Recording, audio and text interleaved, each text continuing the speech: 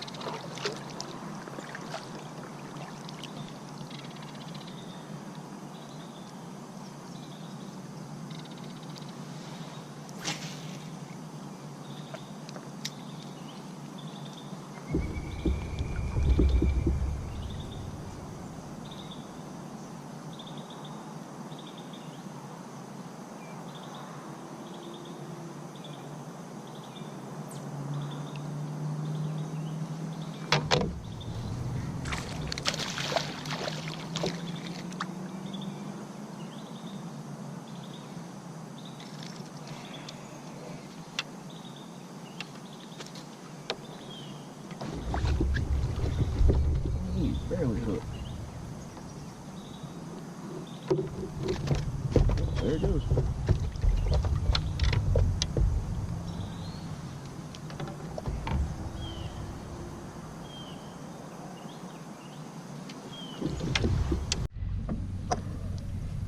That's first little dink of the day. I'm supposed to flip flop. First little dink on the wacky rig. Fish is fish.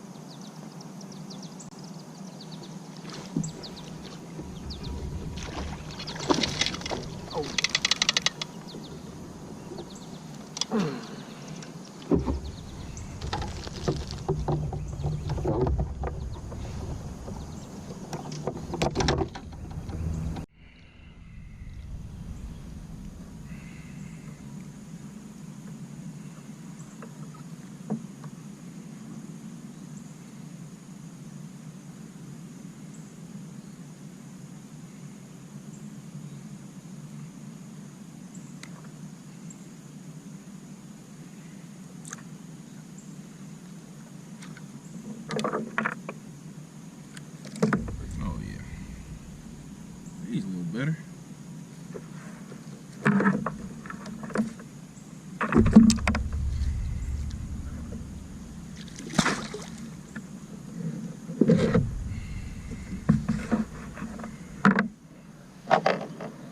I keep forgetting I got my Crocs on.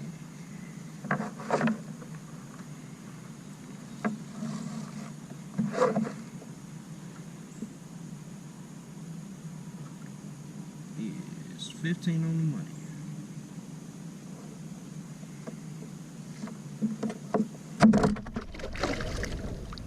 Quick release.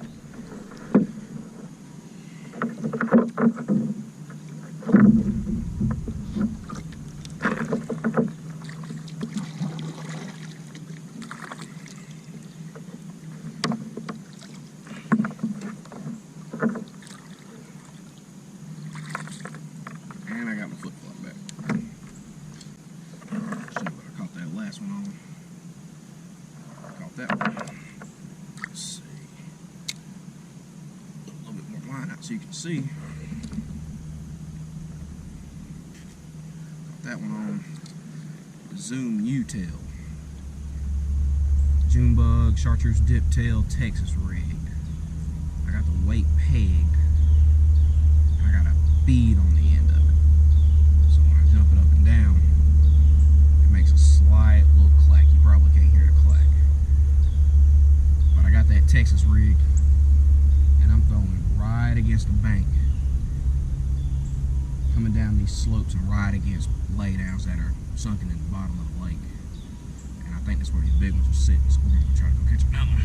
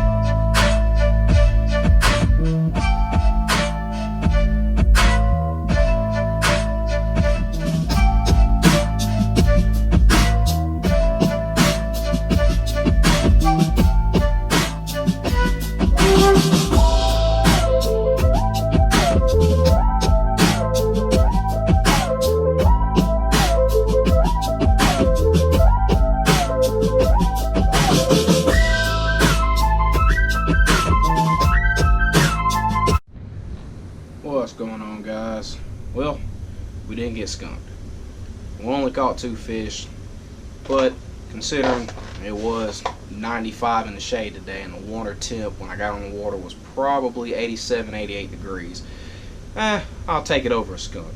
But now that we're back at the house, I'm going to show you what I rigged it on, give you a little bit of a better view of what I was throwing. The culprit U-tail worm. Some people call them a ribbon tail worm, but I think a ribbon tail worm has a bigger tail on it. But these are the U-tail worms, kind of like the Zoom. They're a little bit bigger, a little bit thicker plastic. That's why I like them. I'll chartreuse dip the tail on these just to give it a little bit more pop. But I'll show you how I rig it on my rod.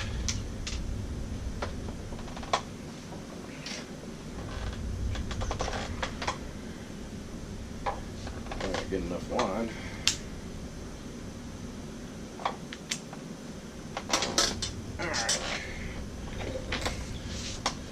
First thing I do, bobber stoppers.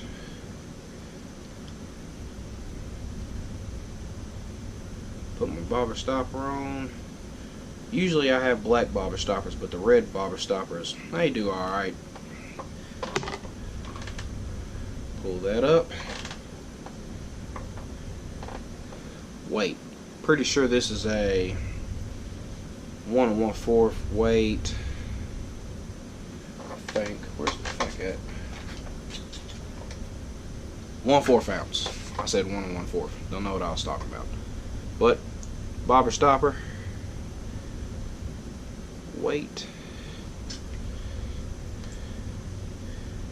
Sure I pull enough, have enough play in my lines because I got to tie a knot and hook. A bead. Don't know how good you can see the bead, but I always have me a glass bead, and that gives it that clack, makes it a little bit of noise and stained water. That also helps with crawfish, because when crawfish move, they make a clacking noise. I don't know if you'll be able to hear that, but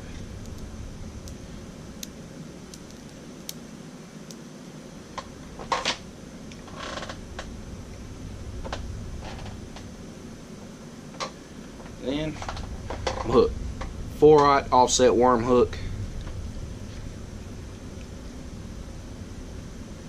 and I always tie. I always tie a Palomar knot. That's just my favorite knot to use. It's easy.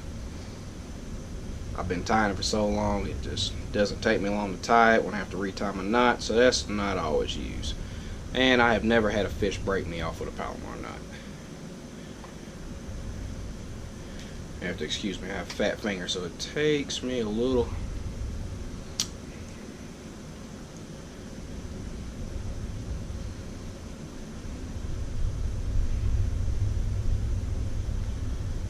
Alright, quit hooking myself.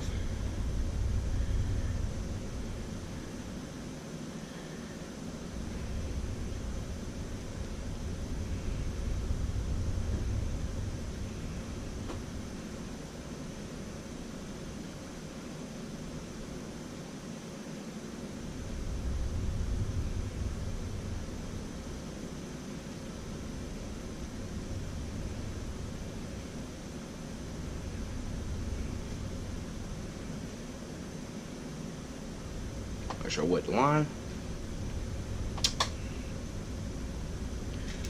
Pull tight. And I always double check just to make sure. Oh yeah, that's tight. Bite the excess off. And now, take my culprit worm. Thread it in just a little bit. What you want to do is get that hook out so it's like that. Around.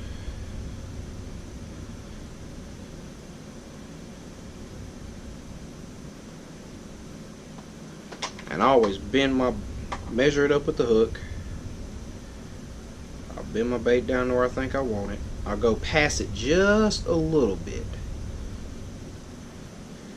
Pull back. And I like to tuck mine in because I throw in a.